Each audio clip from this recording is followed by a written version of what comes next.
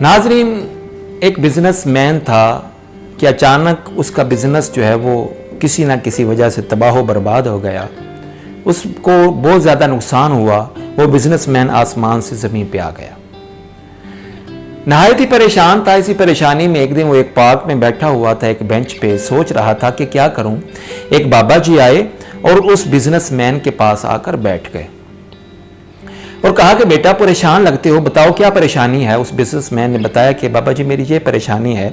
उस बाबा जी ने अपनी पैंट की जेब से एक चेक निकाला, उस पे जो है वो 3 करोड़ लिखे और अपना जो है वो साइन किया, चेक फाड़कर उस बिजनेसमैन को दे दिया। कहा बेटा जाओ इसके साथ अपना काम चलाओ, तुम 1 साल के बाद मुझे ये पैसे वापस लौटा देना। उस बिजनेसमैन ने वो चेक पकड़ा तो देखकर हैरान हो गया कि जो साइन हुए थे वो तो उस मुल्क के नामवर बिजनेसमैन के थे।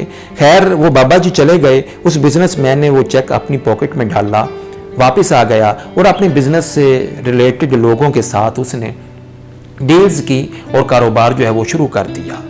1 साल में उसका कारोबार फिर जो है वो बुलंदी पे पहुंच गया।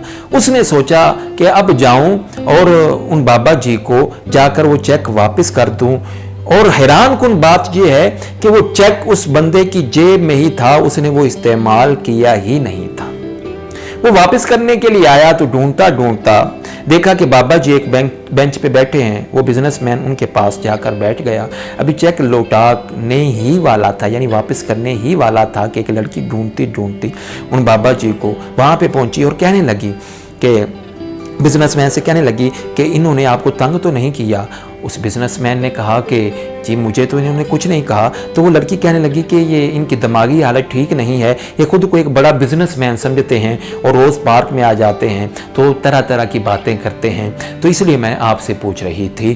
तो उस लड़की ने उन बाबा जी का हाथ पकड़ा और चली गई। तब उस बिजनेसमैन ने देखा कि वो चेक तो नकली था। वो हैरान हुआ कि इस चेक ने उसको कितना एतमाद, कितना जोश, कितना जज्बा, कितना वलवला दिया था कि वो इंसान पैसे खर्च करने के बगैर ही बुलंदियों पे पहुंच गया था। तो नाजरीन, हमें भी कुछ करने के लिए एतमाद की ज़रूरत है, ऐसे जज्बे और वलवले की ज़रूरत है कि हम जब कोई काम शुरू करें तो फिर पीछे ना हटें, हम उस काम को मुकम्मल कर लें। हमारे अंदर एतमाद की कमी अगर हो तो हम कभी भी कामयाबी तक नहीं पहुंच पाते। हमें लोग कह दें कि नहीं यार तुम ये नहीं कर सकते, हम कहते हैं जी बिल्कुल मैं तो वाकई नहीं कर सकता। नाजरीन, यही हम गलती करते हैं कि हमें हमसे ज़्यादा कोई और कैसे जान सकता है। लोगों को क्या पता कि हमारे अंदर कितना जज्बा है, कितनी ताकत है, हमारा हौसला कितना है, हमारे अंदर एतमाद कितना है, हमारा कॉन्फिडेंस कितना है, ये लोगों को कैसे पता। हम लोगों के पीछे लग जाते हैं। अगर कामयाब होना चाहते हैं तो अपने अंदर कॉन्फिडेंस पैदा कीजिए। अगर अपनी नाकामियों को कामयाबी में बदलना चाहते हैं तो अपने अंदर जज्बा और एतमाद पैदा कीजिए, क्योंकि एतमाद की कमी कभी भी आपको आगे नहीं जाने दे सकती। कॉन्फिडेंस की कमी आपको कभी भी आगे नहीं जाने दे सकती। चंद चीज़ें मैं आपसे अर्ज करने वाला हूं कि जिन पर अमल करने से हमारा कॉन्फिडेंस बढ़ सकता है। इससे पहले कि मैं वो बातें आपसे अर्ज करूं, अगर आपने मेरा चैनल सब्सक्राइब नहीं किया तो इसको सब्सक्राइब कर लें ताकि मेरी हर नई आने वाली वीडियो सबसे पहले आप देख सकें। तो नाजरीन, सबसे पहले आपने जो काम करना है वो ये कि आपने हमेशा मुस्बत सोचना है, हर चीज के बारे में पॉजिटिव सोचना है, कभी नेगेटिव सोचना ही नहीं। मिसाल के तौर पर अगर आप छोटा सा बिजनेस स्टार्ट कर रहे हैं तो आपने ये नहीं सोचना हो मैं काम करूंगा, कहीं ऐसा ना हो कि मैं इसमें नाकाम हो जाऊं, कहीं मुझे नुकसान ना हो जाए, लॉस ना हो जाए। जब आप शुरू करते वक्त ही नेगेटिव सोचेंगे तो फिर यकीनन आप उस बिजनेस में कामयाब नहीं हो सकेंगे। बल्कि आप ये सोचें कि अगर मैं ये बिजनेस स्टार्ट कर रहा हूं, मैं 6 महीने के बाद मैं कामयाब हो गया और इसमें से मुझे इतना प्रॉफिट मिल गया, तो बताइए मैं क्या हो जाएगा, मेरी लाइफ ना संवर जाएगी। आप हमेशा किसी भी काम को करते वक्त नेगेटिव नहीं बल्कि आपने हमेशा पॉजिटिव सोचना है।